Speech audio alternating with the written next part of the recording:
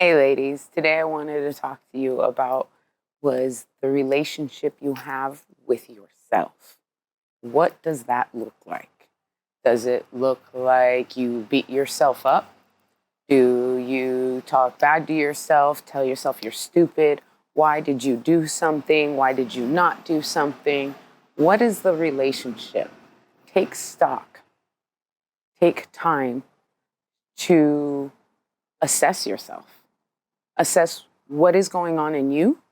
Why do you have that relationship with yourself? Is it stuff from childhood? Is it stuff from being parented in a certain way, maybe by a narcissist, maybe by a parent that wasn't fully there and present? What is it?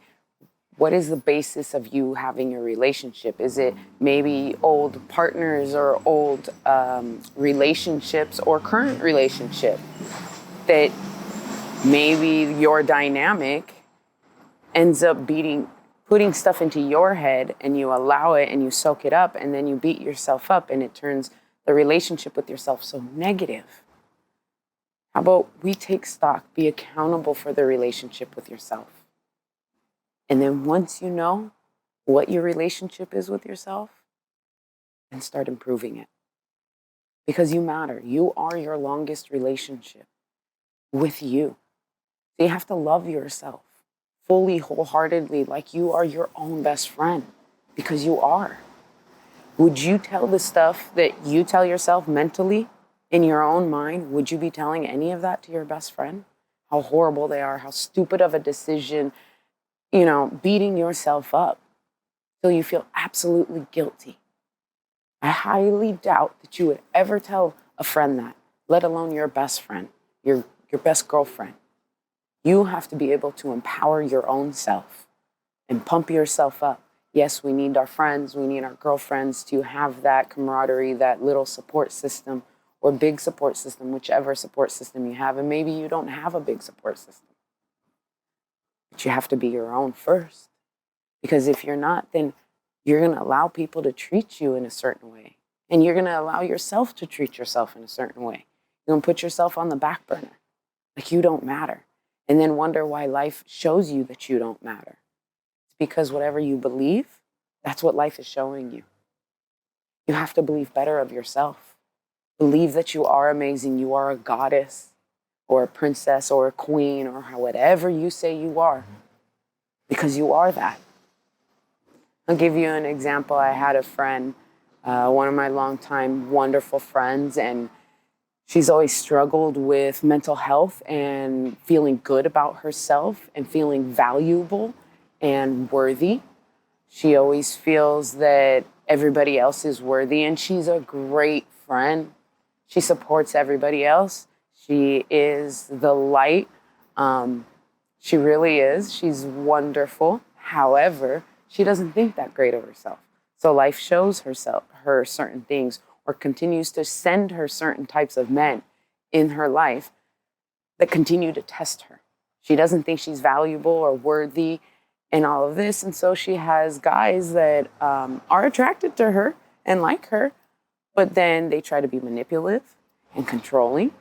And they're usually narcissists. And there's a reason she's attracting these people. One, she doesn't feel great about herself. Two, she doesn't feel worthy. She doesn't feel valuable. All of these things come into play. Part of it, she doesn't trust people either. Men lie to her a lot, and she believes that, so she continues to attract these men who are lying to her all the time. She's a people pleaser in a sense. So she likes to please everybody, be that person, that support, be there for everybody else. But then in turn, that ends up hurting her because she's not there for herself. She's not there to hold her boundaries and say, no, I don't want this. I don't like this. Even in the way they communicate with her, the way they talk to her can be downgrading, can be manipulative and mean and question her every move, but yet she doesn't do that to them. But finally, she's realizing her patterns. She's realizing all these types of guys that she attracts. And there's a reason she attracts those type of people. So currently, she's actually working on herself, not trying to see any guys, but in that sense, she's able to enjoy herself, not have to deal with stress of trying to people please, the stress of making sure someone's not mad at you for something you did that would be no reason to be mad at somebody. It's just the control issue, those little things that we don't realize as women that are really going on, all of those red flags. We need to stop, be present, and hold our boundaries. And when we hold our boundaries, that is self-love. That is improving the relationship with yourself. Because if you don't hold your boundaries, no one's going to hold them for you. No one can say, hey, you know what? You shouldn't be doing this. And even if they do, are you going to listen? You need to listen because you want to. You needed to do it because you want to do it. Because you love yourself. And if you have kids, then your kids will see how much boundaries are important, how they can help define you and define how people treat you and what you allow in your life. So, circling back to my friend, she's doing really good now. She is loving herself. She believes better in herself. And her relationship with herself has grown to the point that she doesn't allow these narcissists to control her or come into her life and stay for longer than they should. It's more like in a moment, they may stay for just a few weeks or maybe a month max. And then she realizes in that moment, that's it, I'm done. I'm not going down this route, which is having that relationship with herself, that love, the caring, knowing that, no, this is not worth it. This is something that will take me down a negative path, and I need to realize that I'm being tested. The universe is showing me, are you going to continue to do the same thing to yourself and allow yourself the same treatment, not only from you, but from other people? So now is to take that time, take stock, take accountability for you, yourself, your relationship. Your relationship, once it improves, and it's a daily task, there are going to be, just like any other day in life, ups and downs, whether you have partners, relationships, kids, any of it. There's always an up and down. Not every day is perfect. But we can strive for a better day. We can strive for a better relationship with ourselves. Strive to love ourselves, even in the difficult times. Just like you want someone to love you in your most difficult time and to stay by your side, you are that one that needs to stay by your side. Because in turn, then you will show everybody how you expect to be treated and wanted to be treated, and you respect yourself. So take the time, take stock of your relationship with yourself, how you feel about yourself.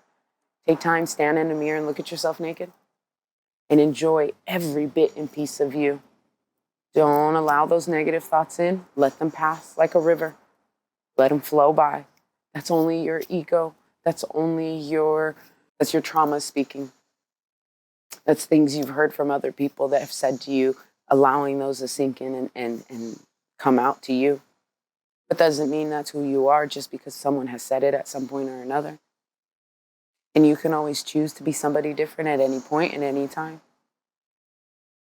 It can happen. I hope you guys have a great takeaway from this. Like, comment, and subscribe. And I'll see you next time.